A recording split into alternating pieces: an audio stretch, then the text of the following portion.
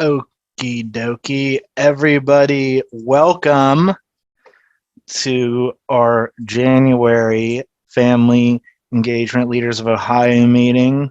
Welcome to wherever you're coming from, whether that's in Ohio or beyond our great state. This is a place informed by you all, district family engagement professionals, and we're going to learn together. We're going to support each other. We're going to share some resources, and we're going to do some professional learning today. So I hope that is what you stopped by for. My name is Tom, and I'm the project coordinator here at the Ohio Statewide Family Engagement Center. So I work with some of our professional networks along with a bunch of other initiatives at the center. And I'd like to invite you all, if you haven't done so already, to please say hello in the chat by sharing your name and role and organization so we can start to see who is in the room. And we got a pretty big room today, about 30 people here already, so welcome.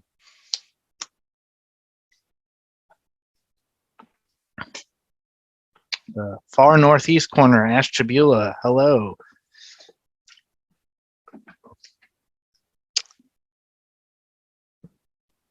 Nice, Licking County, Cleveland, Cuyahoga County, welcome.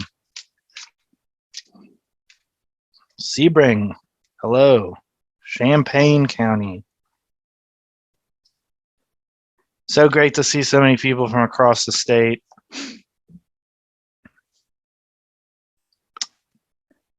Claremont County, welcome. Southern part.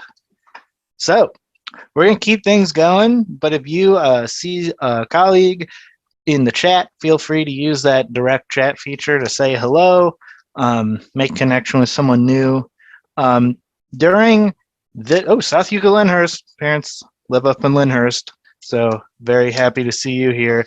Sorry about that. If you have any questions, concerns, things that you need to get to me or presenter at any time, please use the chat. There are multiple of our colleagues in here today who will be kind of managing that for us, so don't be shy.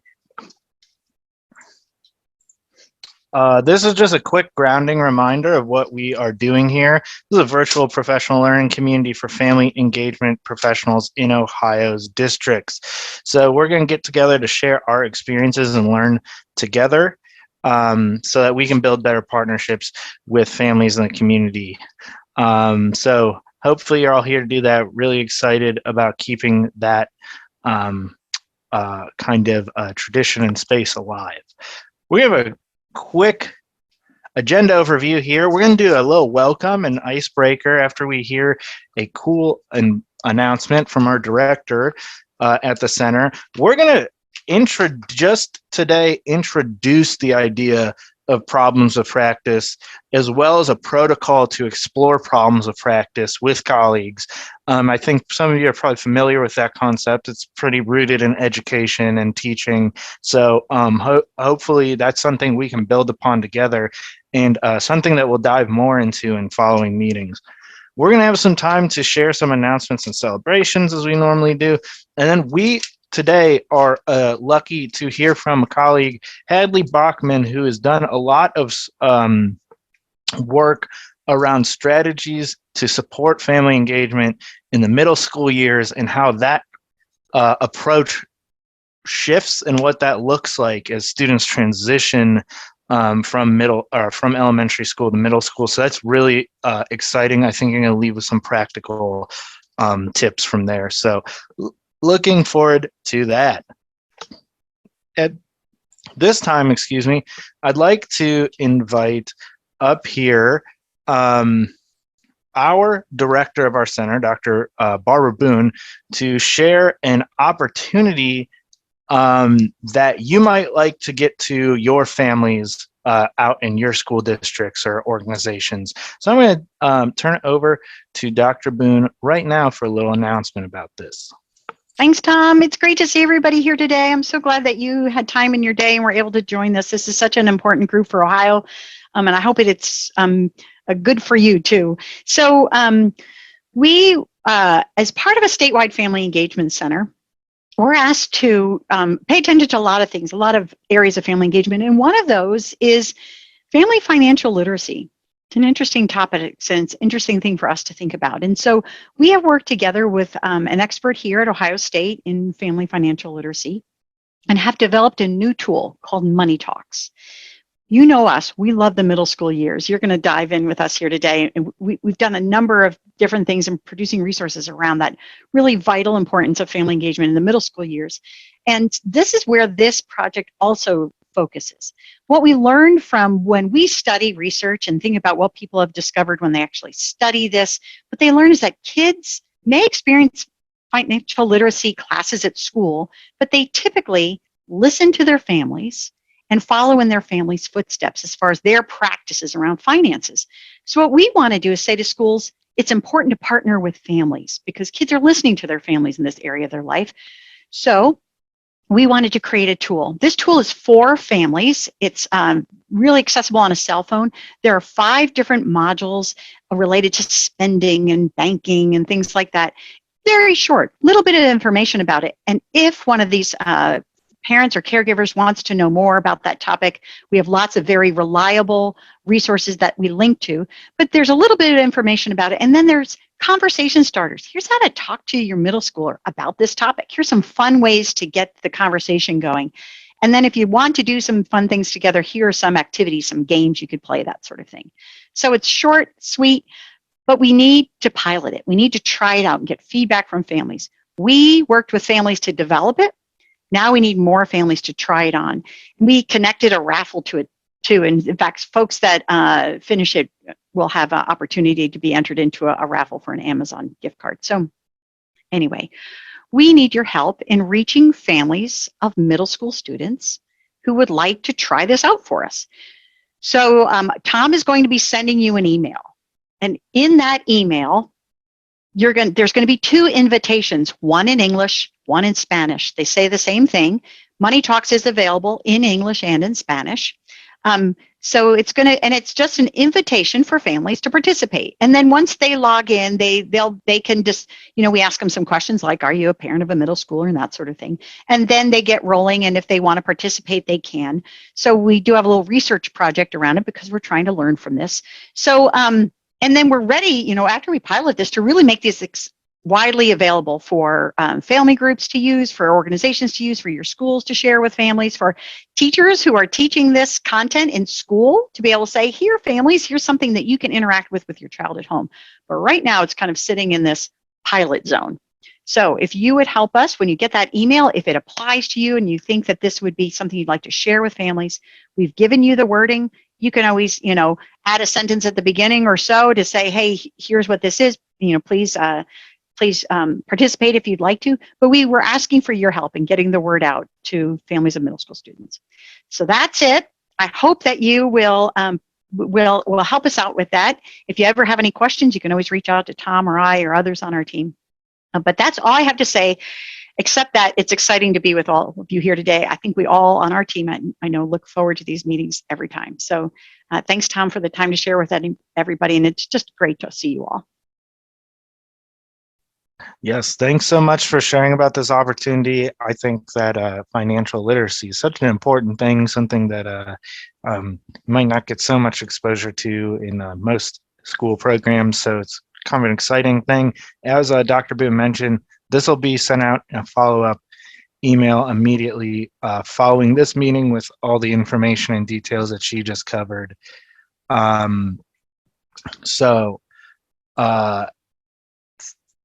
Thank you for that. And please let us know if you have any questions or need additional information.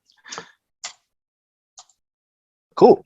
So we are going to transition straight into kind of an icebreaker activity here for the next couple of minutes so that we can get just chatting warmed up for our learning presentation in a couple of minutes here. And so what I want to talk about today, or want you all to talk about today, is kind of like, what is a role of your district family engagement leadership that you're currently working on or that you would like to prioritize this semester? Or just moving forwards, however your time is organized.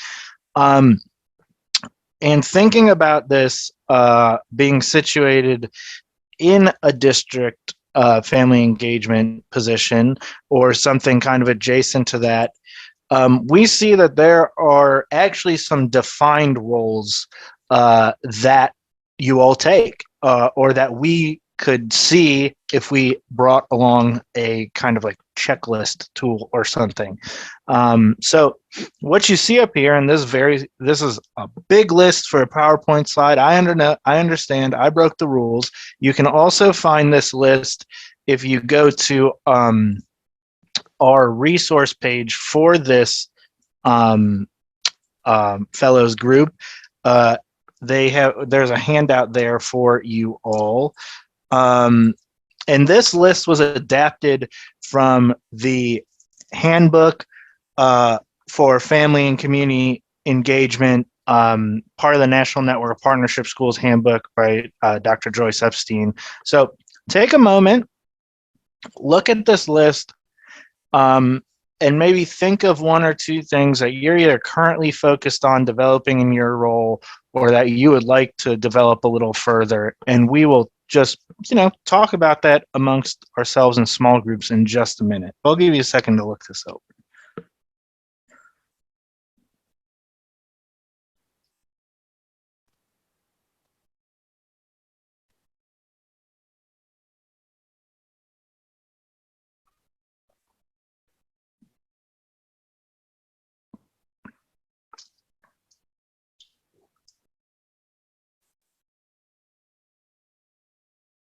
Okie dokie. Hopefully you found one or two in there that you're thinking about. If you happen to not be in this district role, maybe think of ways that you could support one of these in your work or make partnership like kind of on one of these things. Encourage that type of discussion, I suppose. And remember, we are going to just be discussing what we're working on from that list or what we would like to get into. You'll be asked to join a breakout room here in just a second. We'll have a couple minutes to discuss that.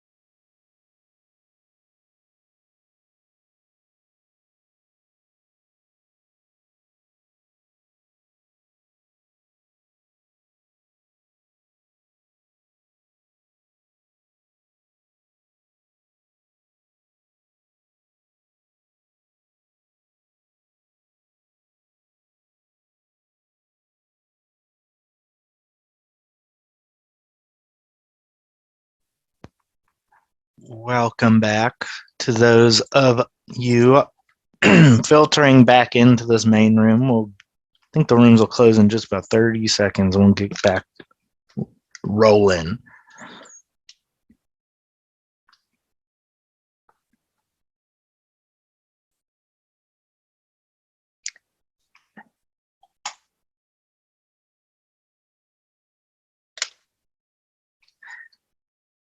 Hello, everybody. Thanks for finding your way back here. It was really hard for me to shut down some of those conversations. I was hearing some great discussions about things that people are focused on, ways that community partners are supporting schools, new ways to think about professional development for some of our staff. So I just thank you so much for participating in that. I wish we could spend some more time on it, but we just get so much to get through in this meeting. If you did hear something that was really exciting to you, or you want to call out a colleague, feel free to share it in the chat. Feel free to make some connections there. Make sure you get people's email addresses and stuff if you want to follow up. So, moving forwards, though, sorry for the rough transition, but we are going to talk about not just roles, but how we might be examining some of the things that happen within our roles together with colleagues. I see a lot of you all have your cameras on, which is very cool. Why don't you let me know by either giving me a wave or in the chat if you are familiar with the concept or term problem of practice.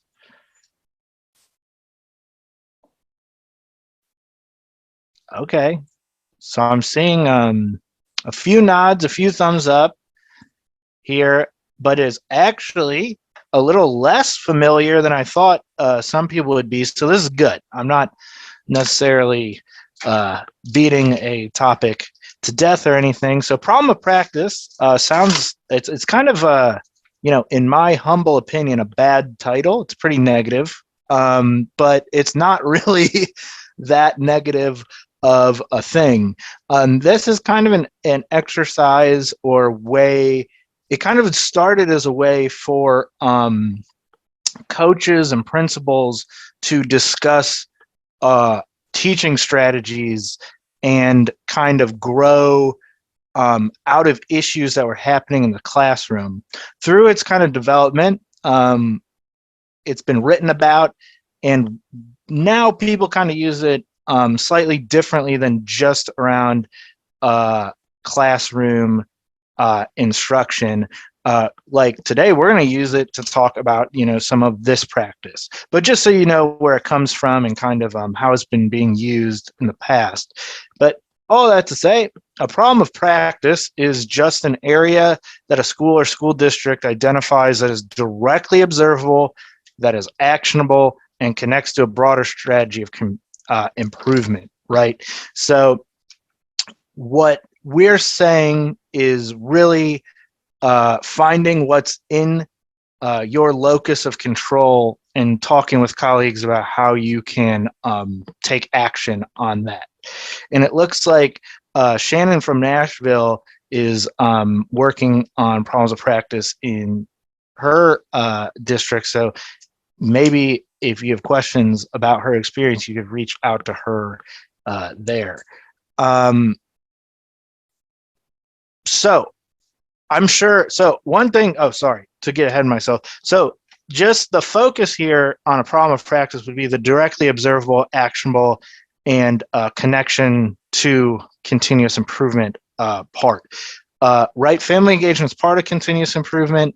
You can't really continuously improve without strong partnerships with families, partnerships with community. So we know that stuff related to family engagement should be checking that box, but really narrowing some of the issues that we're having, advancing our work to things that are within our reach, that are graspable and actionable.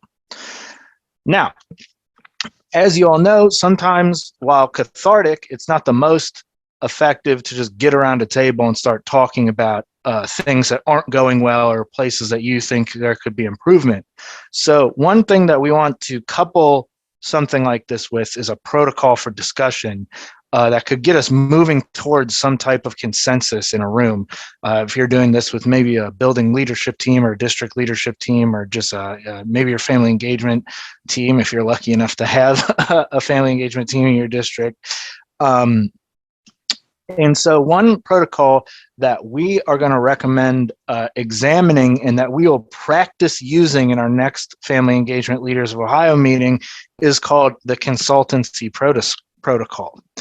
And what this protocol really does is it takes an issue or a problem of practice that is being experienced by one unit or one person and providing kind of multiple perspectives external to that problem in a structured way. So it kind of helps whoever is in the center of it take a step back and maybe see a bigger picture of what's going on.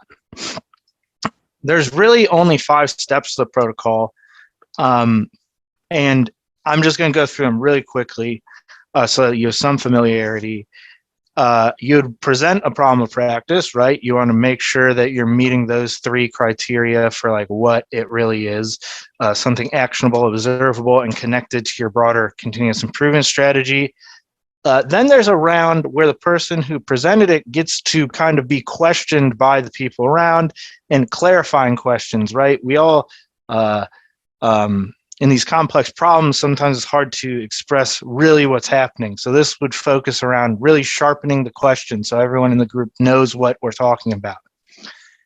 From there, you get to add, this is the fun part, the probing questions. Well, how is this going? Is this related to that? Stuff that gets kind of outside the parameter of the question itself, but might inform to you more about the problem itself, more about the context in which the problem lies, things of that nature. Then we use all this new data that we just generated from the minds in the room to have a discussion about the problem. And finally, you debrief and come away with some next steps there. This is obviously very basic outline, but for a full handout explaining this, if you wanted to test it out in the meantime before the next meeting, you head straight to that resource sharing area that we have, and I'll drop the link in here in just a second. And you can read the whole thing. There is kind of also hyperlinks in there for people pointing you in additional information if you get started down that rabbit hole. I wanted to just present this to you as we get into a new year as something to consider as you might be reflecting on how things are going or where you're going next year. School improvement planning is like starting to happen right now, right, for district people and even building people. So as we start to have these conversations, how might we be able to insert family engagement, family, school, community partnerships into those conversations effectively and examine kind of what we really, the outcomes we want out of things and if that's matching up. So check out that handout.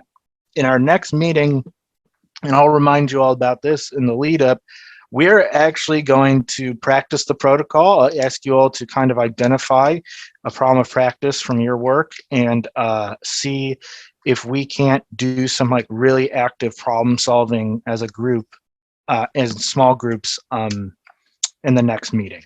So I see that there's some chatter in the chat. Feel free to follow up with some of that stuff.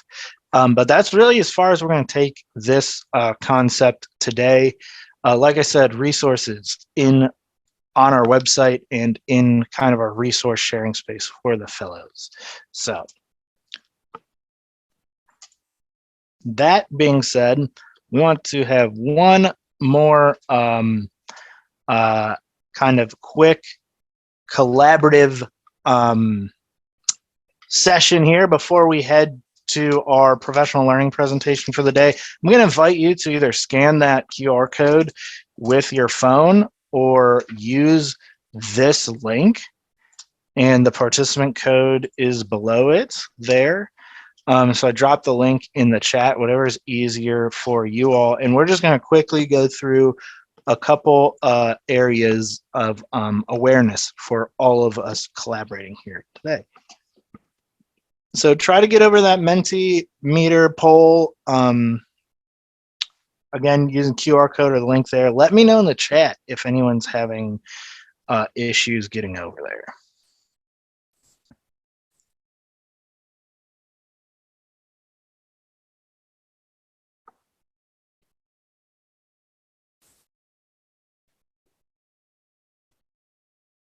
Cool. So I see some of the stuff is coming through already, so I'm going to make a little shift here. Just let me know if you need to get back to that QR code.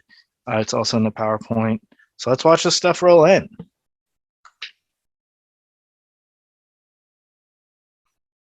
Okay, so we got people who have found out that their projects are continuing. That's always exciting. I know that our center and our colleague you're going to hear from today, Hadley Bachman's been working really hard on Foundations of Family Engagement course. Just great work groups, more welcoming, always looking towards that. Handle with care, something I think some people here might be familiar with. A very important program for some of our students, for a lot of our students, really. Book studies, love book studies. We're doing a book study ourselves right now with a book I would highly recommend called Just Schools by Dr. Ann Ishimaru. And she presents kind of a kind of new framework for looking towards family school partnership. So check that out if you get a chance. Oh, man.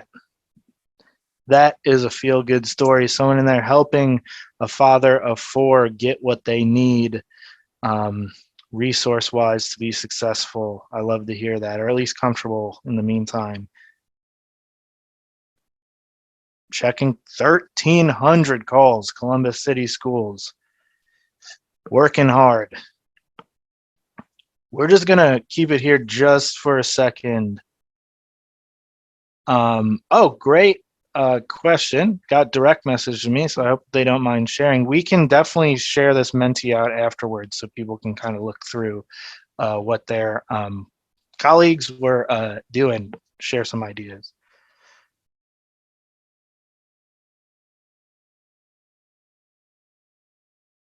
Oh, see a website in here too. So, like I said, we're going to publish this. We're going to keep on keeping on to make sure we keep up with our timing here. So the next question that's going to come up here, oh my gosh, I did too many of them, is hopefully this comes up on your phone now. You got any announcements that we got to know? I saw some announcements coming up in the celebration, which is certainly fine. Some things that we'd like to announce are celebrations too, but is there anything we should know about what's upcoming in your work or things that you've connected to that you'd recommend to other colleagues?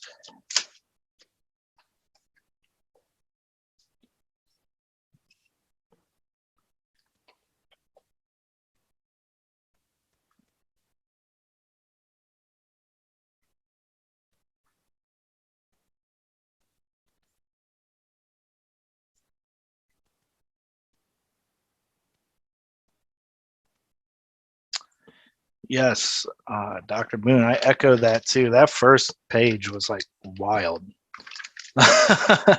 What a impactful group of colleagues we have here. Ooh, more resources. I bet you we might give preview of some of those next. We'll just give another, 30 seconds or so for resources coming in here. All right, excuse me, updates and announcements.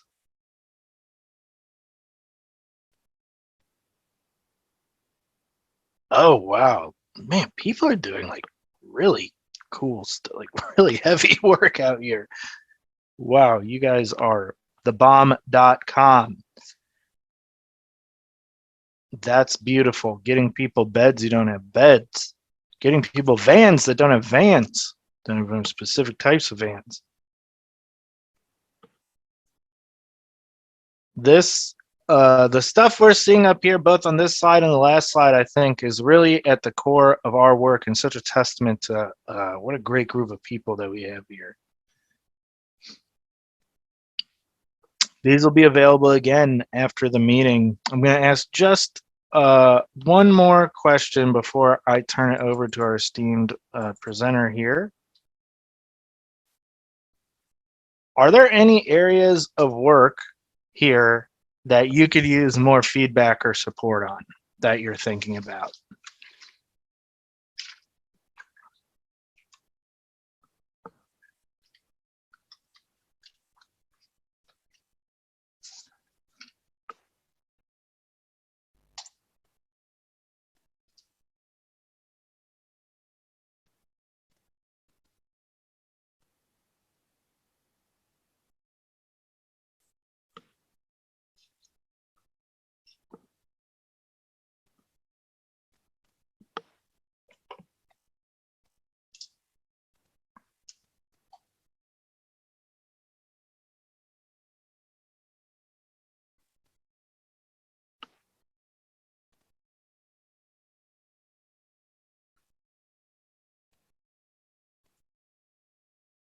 Mm. So it was interesting. What are the mental health needs, strengths of students, teachers? Yes, that kind of turns into, a conversation about assessing needs and strengths and opportunities, some strategic planning about your local population. Yes, the pandemic is not making anything any easier to get going on or to make progress on, I suppose. The only thing I can say about that is we are so lucky to have hardworking people like you who are able to innovate through this space. And while it's not perfect, we've seen so much great work happening.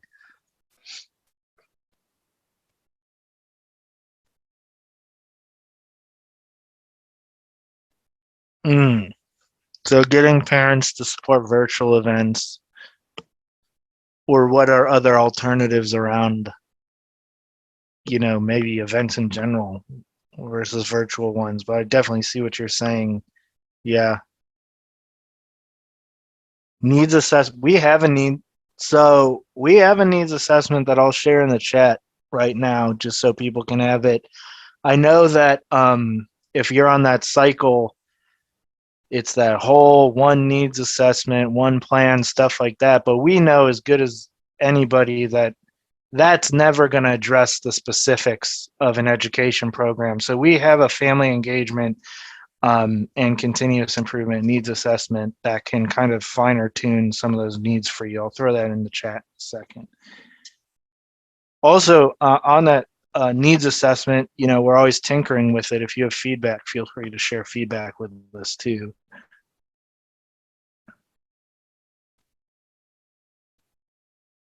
High school, yes, high school is really tough right now. I've been hearing, sensing, feeling.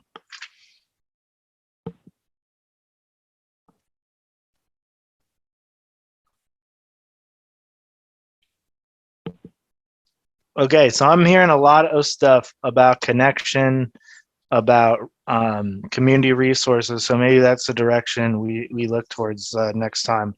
Again, I'm going to publish all of this after the meeting for us to share.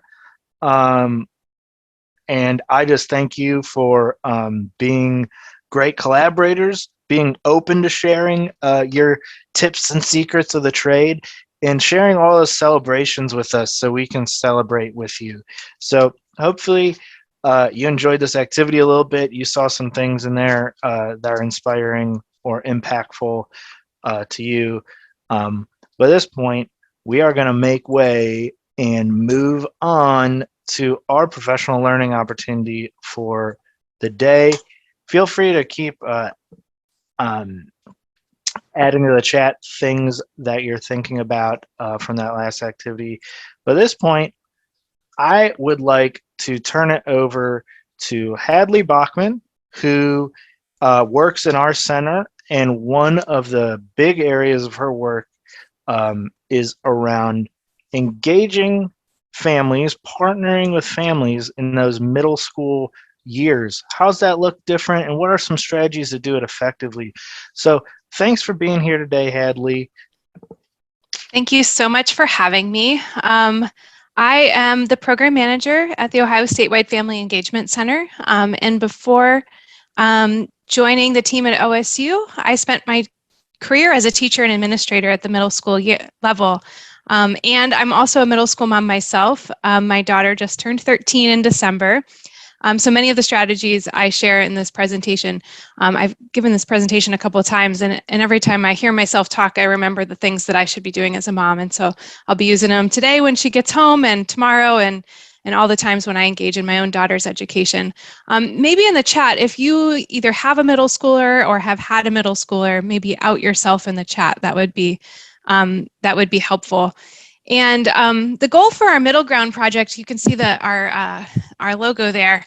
It's to translate research on family engagement in middle school to empower families of early adolescence. I see a couple other middle school parents there. I see you. I probably can learn from a few of you out there. Yeah, and having been a middle schooler, you can really empathize too. Middle schoolers are just great people. So for today's presentation, oops, I'm sorry. So I'm going to share a sample story in today's presentation, representative of our team's experiences working with middle grade students and their families.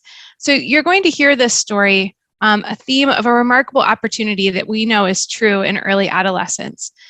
So while Mia is not a real person, her story is a really common one for early adolescents and their families at the transition to middle school. So as we learn about middle school family engagement today, so we're going to return to Mia's story a few times to see how research-based strategies apply to a real-world context. And so stay close to the chat because I'm going to ask for your advice at several points. You get to be the experts on what should we do, and how can Mia's father and her teachers work well together. So Mia lives with her father and grandmother. So when Mia was in second grade, she had only occasional homework assignments. This might sound familiar. Her teacher might send home a weekly spelling list. She might practice with her grandma during bath time. Now, as a sixth grader, things have changed. Most of Mia's assignments are on Google Classroom. Her grandma's working second shift in a hospital. We know how stressful that is these days. And Mia's dad is juggling helping Mia with homework and shuttling her between sports and choir and the library. And she usually has several different assignments from each of her classes, and it's hard for her and her dad to keep track of all the deadlines and the requirements. So she's always been a good student in elementary school, but now her grades have started to decline a little bit this year. In the past, if Mia would get overwhelmed or behind in her schoolwork, her dad and grandma would just monitor things more closely. But when they try to do that now, it seems to backfire. Mia's not cooperating. She's forgetting her planner, she's procrastinating on her homework, and her grades are continuing to decline. So school's different. Mia is a young adolescent and family life is busier. So as we learn about middle school family engagement today, hold Mia's story in your mind and think to yourself, so how can Mia's family and school collaborate for her successful transition in middle school? So for today's presentation, I briefly want to share with you what I hope you will gain.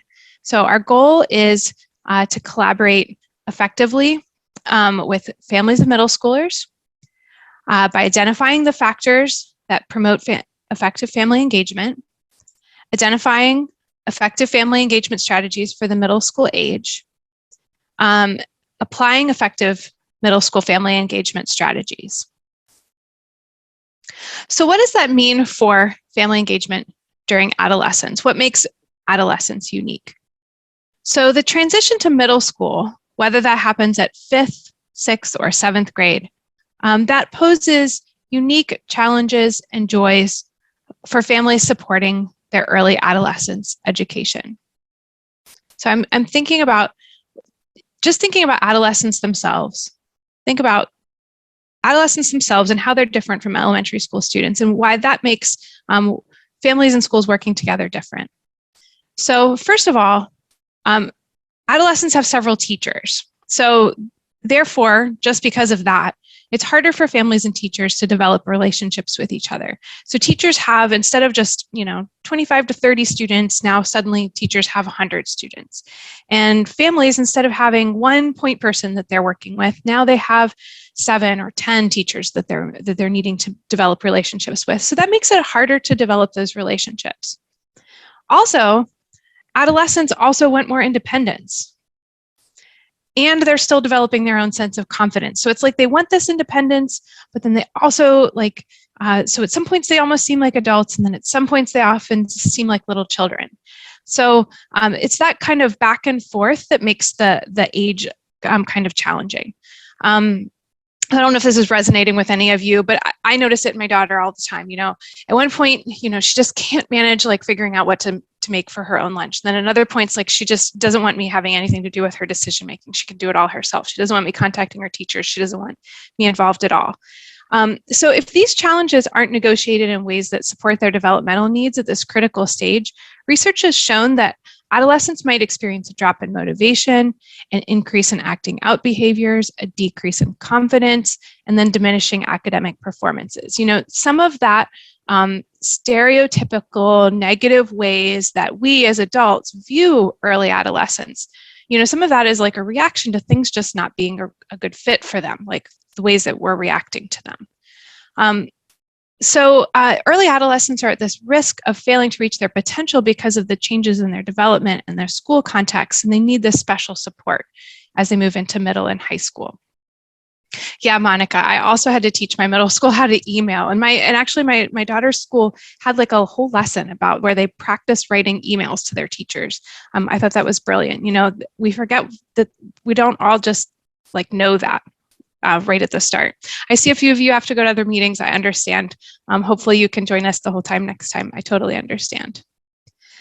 So research demonstrates that home-based family engagement that's aimed at supporting early adolescents' growing autonomy, so that's their independence and their confidence, while also focused on building early adolescents' academic skills. This is most beneficial at the middle school transition. This type of engagement differs from the school-based, families coming into the school, that family engagement strategies that are more effective at the elementary school level. So let's return to our story of Mia. We're going to present you with 2 different scenarios that are a challenge for Mia, her family, and her teachers. The first is going to be focused on Mia's academic experience in middle school, and then we're going to explore some strategies for middle school family engagement, and want you to think about, as I tell you about each of those strategies, how they might apply to this scenario, and then I'm going to ask for your advice. So here's our academic scenario. Mia is in 6th grade. She has 7 different classes, and she must keep track of her belongings in her locker and make sure she has the right materials for each class. She has homework most nights, but it's always a battle. Mia's grandmother reminds her to get things started before grandma heads to her evening work shift, but Mia procrastinates, often chatting with friends or turning on the TV. When Mia's dad gets home from work, Mia's usually behind schedule. She often can't find all the materials she needs. An argument starts, and the family's evening is spent in frustration, scrambling to find lost materials, tears or other tantrums. Mia often says things like, "Why don't you trust me to get my work done?" And "We're not ever going to use this anyway." Mia's dad is frustrated too. It's hard for him to figure out the various organization systems that Mia's teachers are using, right? Because every teacher is using something different. And some of the work looks different than the way he was taught in school. He wishes it were clearer what she needs to do and how he can support her. Lately, Mia's homework grades are slipping. Mia says that all the other kids just get it, and Mia's dad isn't sure what she needs to work on in order to improve. So now let's look at what the research says about middle school family engagement, so we can examine how Mia's family and teachers can collaborate to support Mia's academic growth the way that best fits her developmental needs. So the first strategy that emerged from the research is that schools should promote an awareness of the changing developmental needs of adolescents. So adolescents are changing in a few ways. Adolescents are exploring their autonomy or their independence. They need to understand how their actions are connected to results, and they need to believe that they have the skills necessary for success. So here are some opportunities that teachers and counselors can use. First, they can provide opportunities in the classroom for autonomy development by encouraging participation in decision-making and self-regulation. This can be as simple as helping to participate in setting a class list of rules, or deciding who the class leader will be in the classroom. They can also explain to families how participation in family decision-making encourages healthy opportunities to practice autonomy. A simple way, I guess a very real life way, my family had to decide recently whether my daughter was going to participate in this Christmas or winter break her sports team party that was coming right before a family event that we were trying to stay healthy for. And so we sat down as a family and talked through the pros and cons, but allowed her to have a say in the decision making, and that helped with her buy-in on, what we ultimately decided. Host family support meetings, webinars, or other online or in-person forums, and share ideas and hear ideas in accessible ways. And remember that families are early adolescents' first and most enduring teachers, and so we can learn a lot from them about their adolescents' unique needs, their strengths, their interests, and so positioning ourselves, those of us in school buildings, in that position of learner from families. Strategy number 2 is that research shows us that schools should provide families with information about how to navigate the middle school context. So parents can help students to successfully navigate this transition by developing a shared understanding about the value of academic achievement, by communicating their expectations around academic performance, and by ensuring that their children are utilizing appropriate study skills.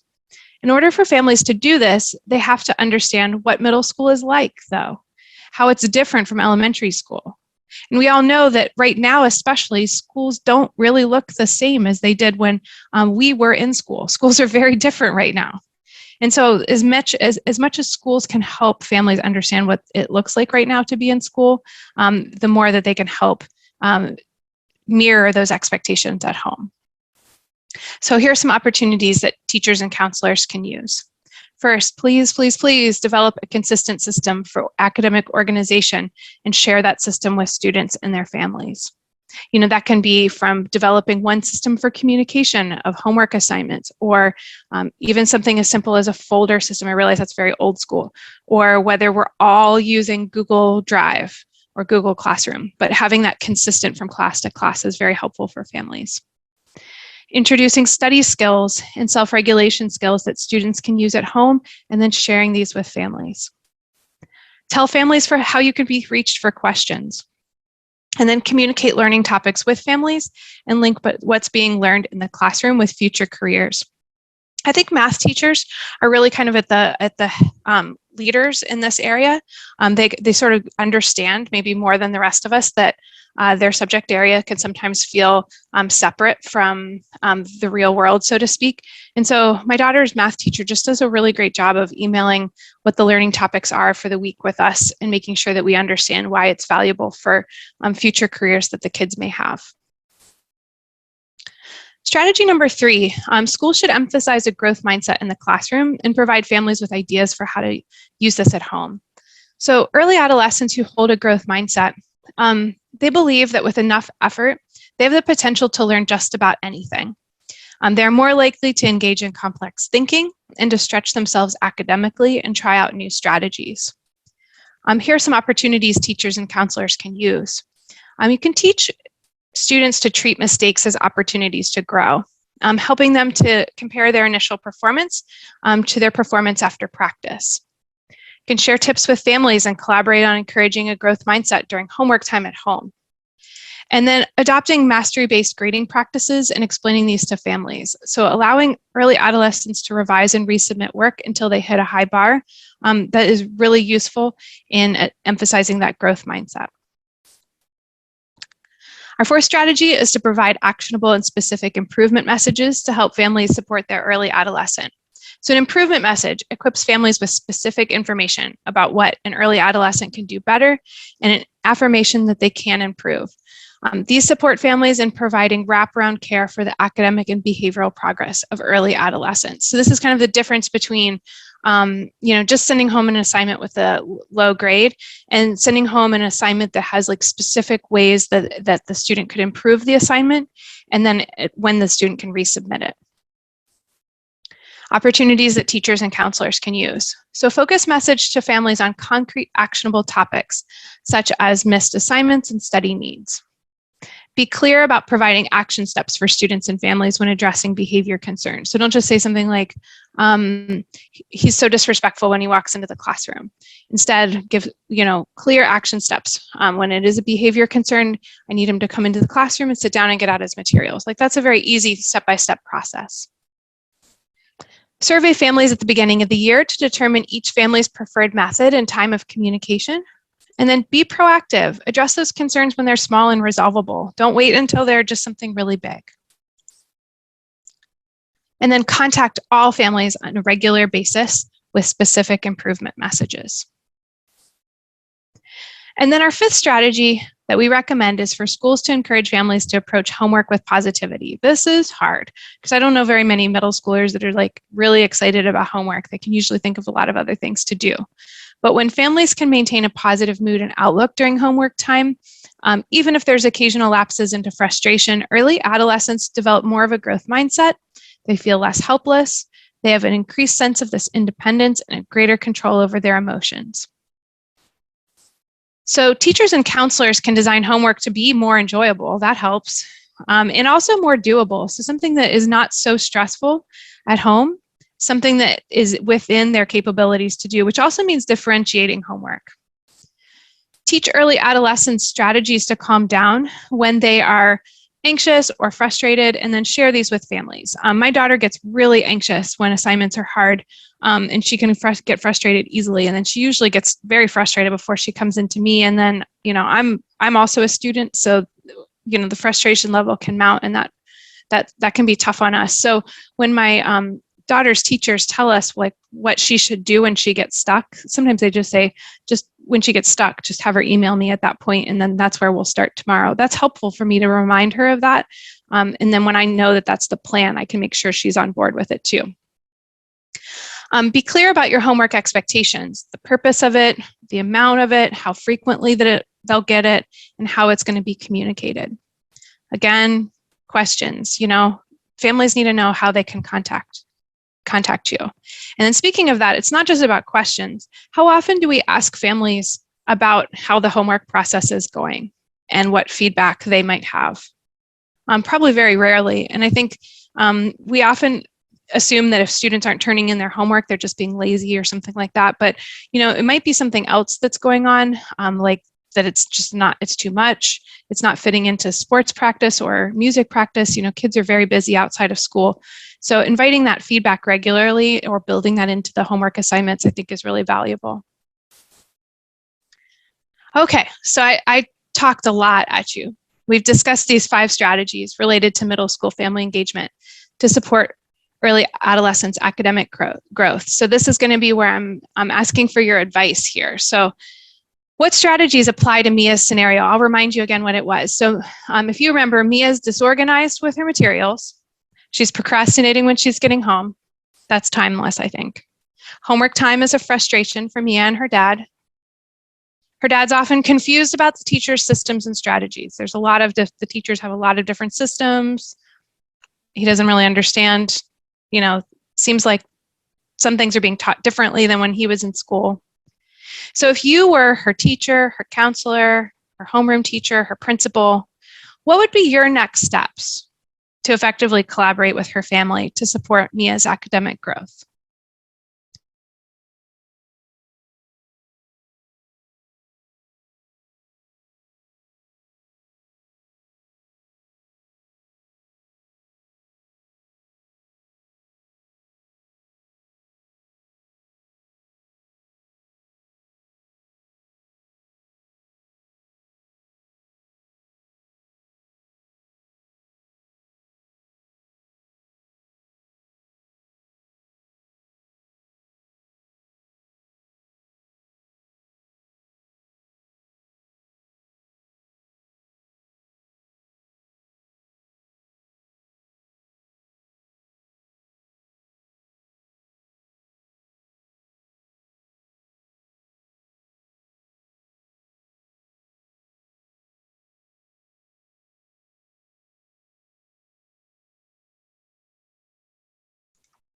I think I'm back, but my Zoom just kicked me off.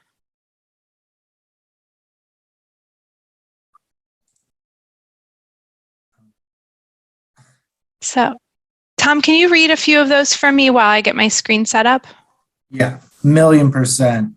Thank you. So here, communicate to home about the organization systems. Provide more information on how to navigate middle school. Yeah, we talked about that. Developmental needs, and maybe streamline these systems of organization at the school. Encourage your parents to do follow-up, check the planner, check the Google Classroom, guide middle schooler towards that autonomy. Mm-hmm. I like this last one, work on staying calm as a parent. Yeah, it's Jamie. So keep sending those in though. Which of these strategies? Yeah, hearing that they're not alone when they're in these stresses, I think that that's really, and that the teachers aren't alone in some of the stresses of teaching kids at this age, I think, and that the kids aren't alone. Like, we're not alone. I think that's an important thing to remember just in general. When we feel stressed, we're not alone in these stresses. These are normal things to be going through. I wanted to speak to what Monica said about checking the planner, checking the Google Classroom. Yes, I think it is guiding them into this autonomy. It's a balance because you almost have to make them feel like it is also their idea to have this autonomy. And so that's the trick with middle schoolers, because otherwise you can sometimes get that pushback, and then it becomes that battle. And so one of the things that I think is really different about middle school than elementary school, and elementary, the data really does support things like parent volunteering in the school is tied, supported by research nicely with student academic outcomes, whereas in middle school, parent volunteering and showing up at the school, that actually can have a negative relationship with student. Now, it's a little hard to tell, just showing up at the school, was there already, was that because somebody was already struggling? And so it's a little hard to say that that's caused by it. But I like to think it's like just as much involvement, just as much importance in your child's life, but a lot of it happens behind the scenes. And so you kind of like set them up with this set of tools and then let them go into the world looking really equipped. Like you've put all those tools in their briefcase and now they're ready. And your child best. And so some kids absolutely need those type parameters. Absolutely. Growth mindset, I think that's so valuable and a game changer for kids. I agree, Barbara. And also difficult. I catch myself not using growth mindset language of myself a lot, and that can be really difficult. If we're not modeling it ourselves to then encourage it with our kids, they catch that. Sustained communication, and I hope you picked up on the fact that it isn't just sustained communication around telling parents what they should do, but it is also sustained communication from asking parents if what we are doing as a school is working for kids. Because the other thing that I lost sight of often during my middle school career is that I only saw kids for a small window of their lives, this 50-minute time period.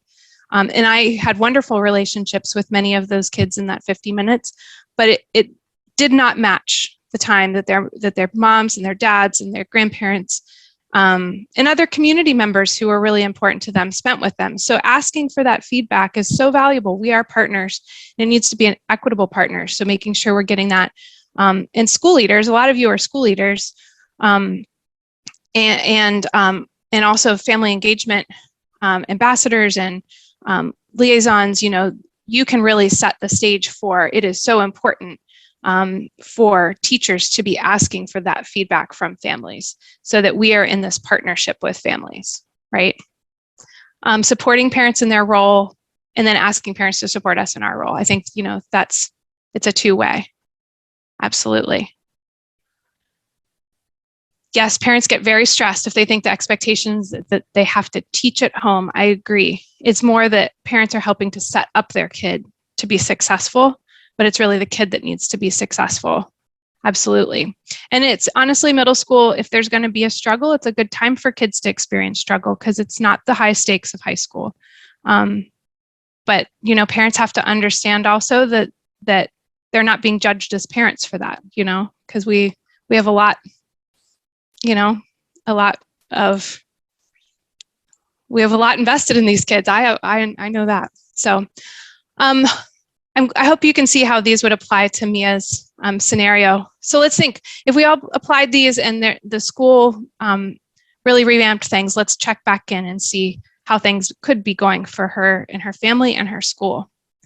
So after a few weeks of Mia procrastinating and feeling stressed about getting everything done, Mia's dad and several of her teachers start communicating regularly via email. And then Mia and her dad find a system that works for them. As soon as Mia gets home, she has a snack, gets her chores done so she doesn't feel stressed later.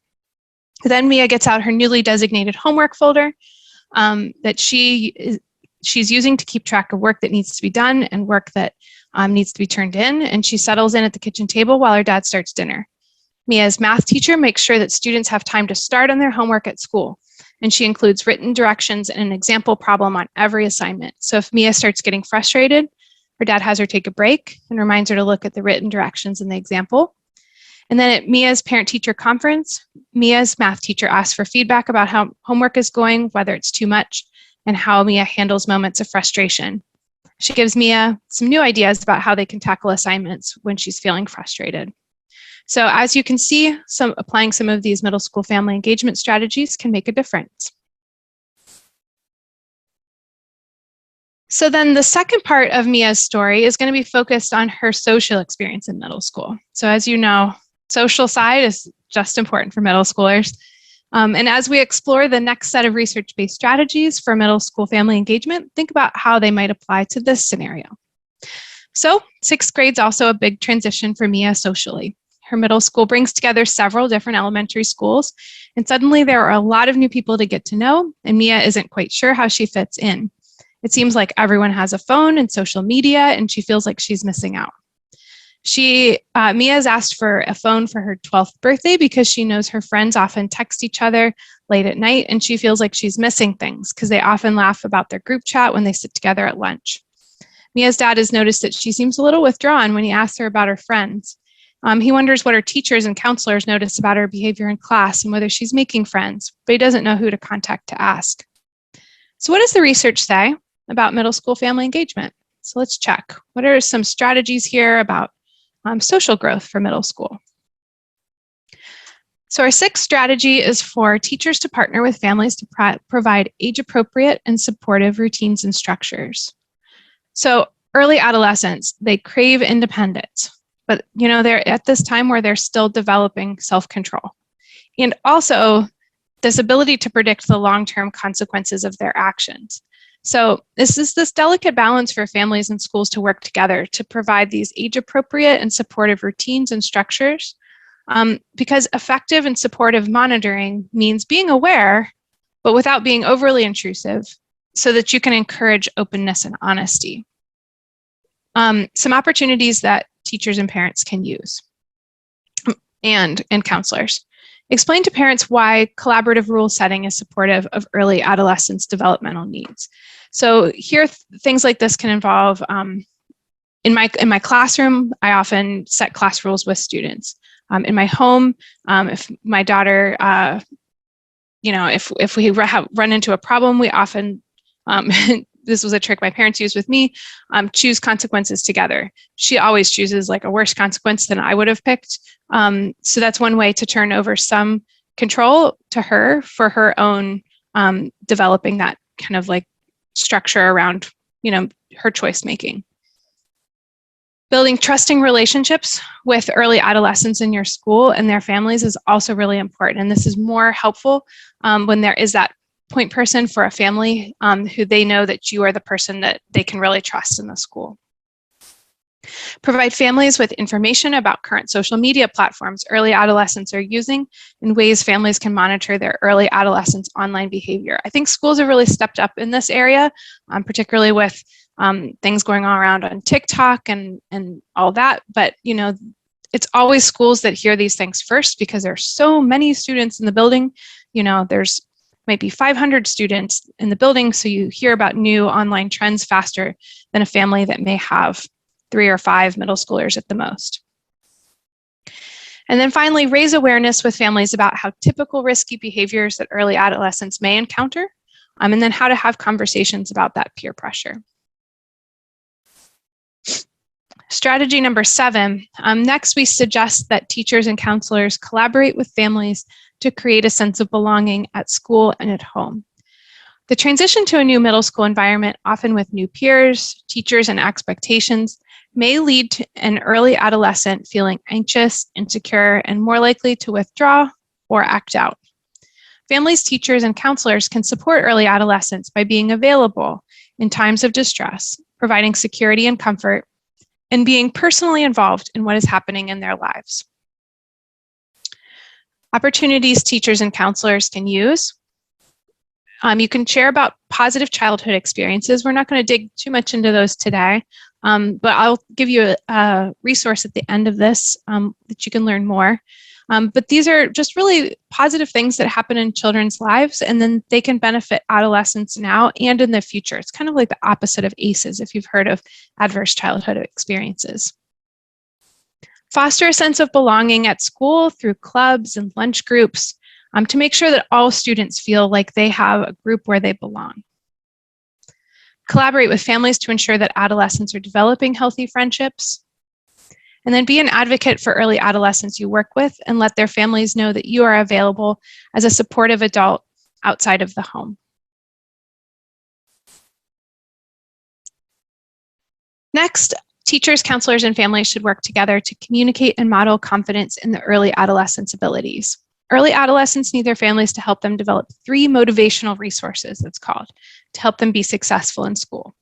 Number 1, understanding that their actions are connected to future success or failure, the belief that they can carry out the actions necessary for success, and the belief that they're choosing the action for themselves, that they'll lead to that successful outcome. So opportunities teachers and counselors can use. Can brainstorm with families how to provide leadership opportunities for early adolescents at school and at home. Share tips for how early adolescents can practice the skills they're learning at school in their home and community. Implement student-led conferences. This is a big one. If you can transition your parent-teacher conferences to involving the student and being led by the student, that's a really powerful leadership experience for students that helps them take ownership of their learning. And that can really be something that helps model confidence in them, especially as they start transitioning towards high school. Encourage early adolescents to reflect on graded work and to share these reflections with their families.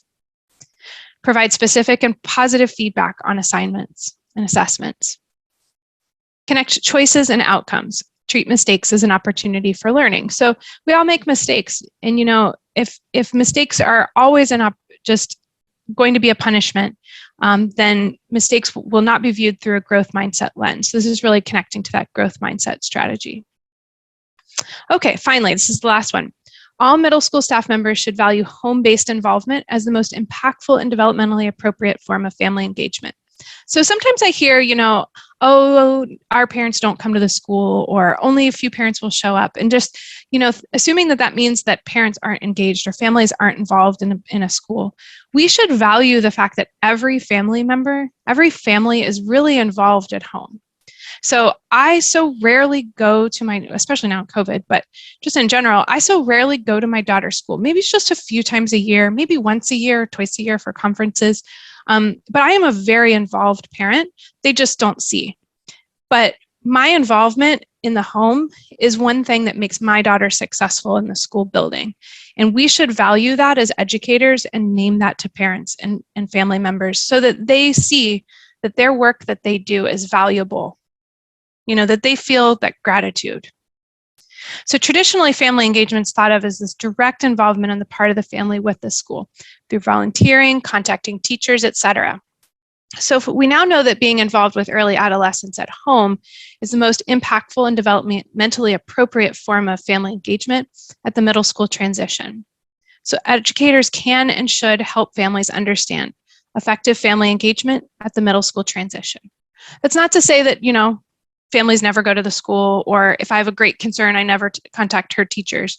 But it does mean that we value and name that is a really important thing that families are doing. Opportunities teachers and counselors can use: tell families about the value of home-based involvement and express appreciation for their sometimes unseen efforts. Communicate to families that what they need to know to be able to support learning. When speaking to colleagues, highlight the importance of developmentally appropriate middle school family engagement.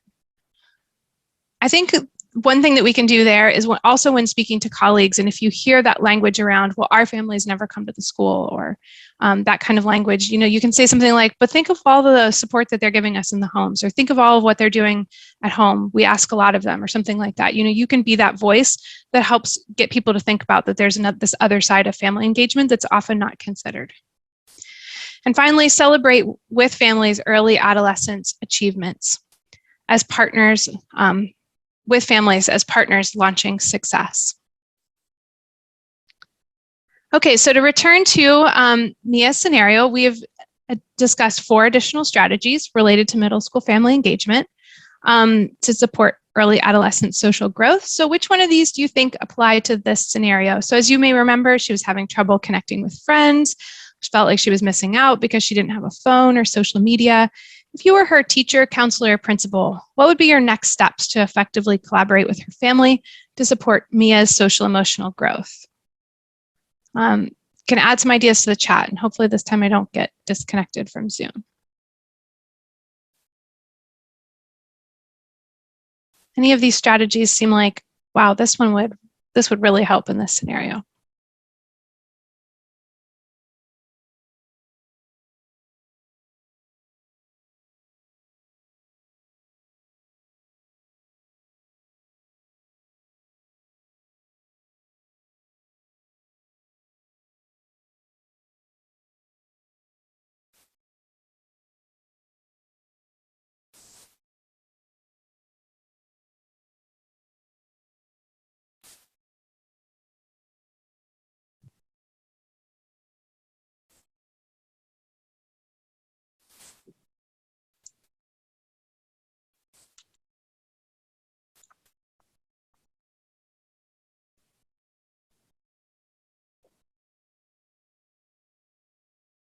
Just want to give a little bit of time.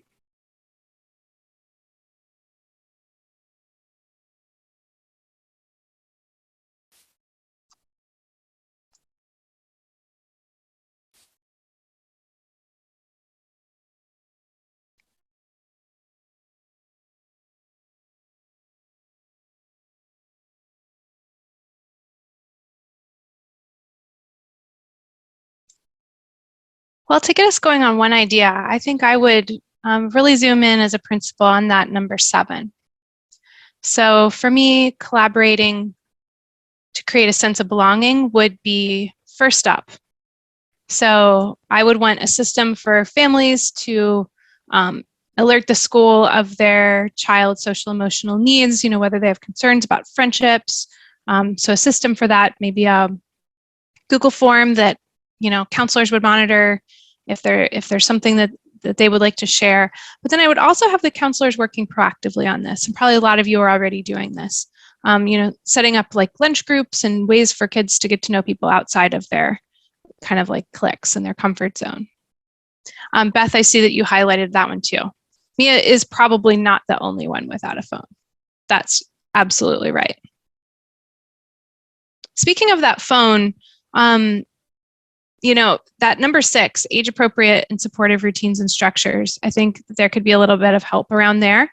What do you think? What are some ways that the school could help families with some age appropriate and supportive routines and structures when it comes to phones or social media? Is there anything that the school could help partner with families on that?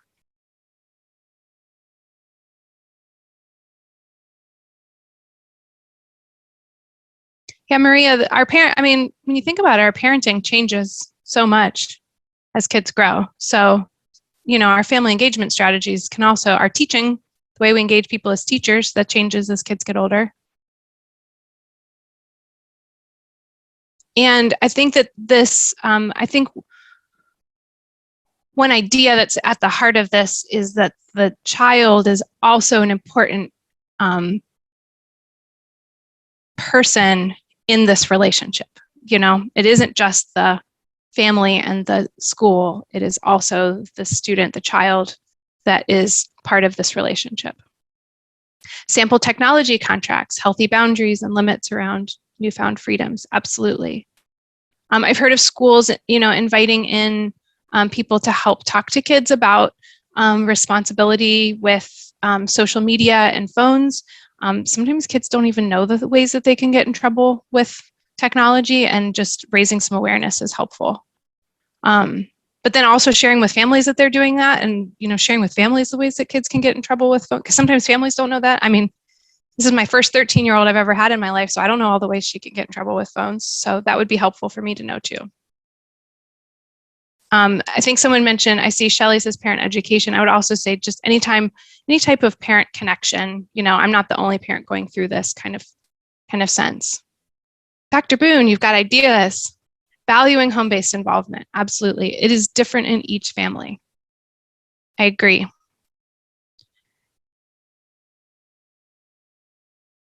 Yeah, and I think that the one way that we can value home-based involvement in the fact that it's different in each family is to not expect that homework is completed at a specific time in each family. That connection might be dinner time in one family or breakfast time in another family, or in a different time in another family. Like our households are all different, but the love that is in families is something that ties us together. Mm-hmm. Yep, and modeling. I love this. Okay, I'm going to keep moving us along because I know we're towards the end, and I just want to provide you with some resources. So where can you go to learn more about research and access tools for your school and community? We have resources and tools to help. So here is a website. Maybe Tom would be so good as to put this in chat. We have resources and tools to help. So if you want to learn more about research and access tools for your school, you can go to our website where you'll find a full research brief with more information about each one of these tips and strategies that we talked about today. It's still written, in a way that I think a busy school administrator or even like teaching teams could pick it up and read it, maybe read it together. There's a note catcher at the end that you could discuss it together. We also have a tweet series that's bundled and you can share on social media that has each of these tips that are written for families in ordinary and accessible language. And then we have a one-page infographic for families that's perfect for middle school transition events or back to school nights. And then all of the materials written for families also come translated in Spanish, Arabic, Somali, Nepali, and Chinese simplified. And then finally, we have a monthly news and guidance email that includes theme-based advice for teachers and other school professionals about how to implement best practices for family engagement in your school.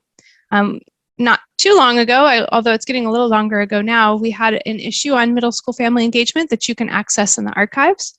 So please do sign up to receive our news and guidance. I think a news and guidance coming up will be an interview with a family engagement leader in Ohio. So that's giving a little teaser. So you might want to sign up and make sure you don't miss that. And then there's also an article that was published in the School Community Journal by our team. Written by our team, and so you can also access that on our middle school transition site. All right, I don't think we have time for this, so I will just say thank you for having me, and I'll turn things back over for the last moment for Tom. Yes, thank you, Hadley, for sharing your expertise and walking us through that scenario. Such a powerful way to illustrate some of these examples and really gets you thinking. So please take your time to thank Hadley in the chat. And while we didn't have time to get to the debrief, I would like you, those of you who are with us, to kind of just think about a way you might be able to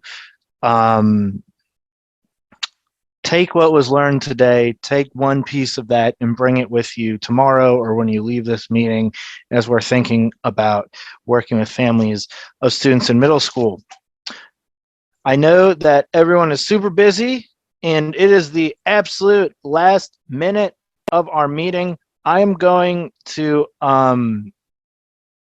drop this survey link in the chat. If you wouldn't mind taking the survey when you get a chance, it will also be included in the follow-up email where we'll include everything about these resources and the opportunity that Dr. Boone shared earlier in the meeting about that Money Talks project. So look out for that coming around the end of the day. But with that, I really appreciate you all stopping by today. We've got a really cool movement happening. We had over 40 people in here today, people talking about family engagement, people sharing ideas and celebrating on how to move forwards. And I thank you for being a part of this. And thank you for continuing to do this work to bring families, communities, and schools together for student success. Have a great day.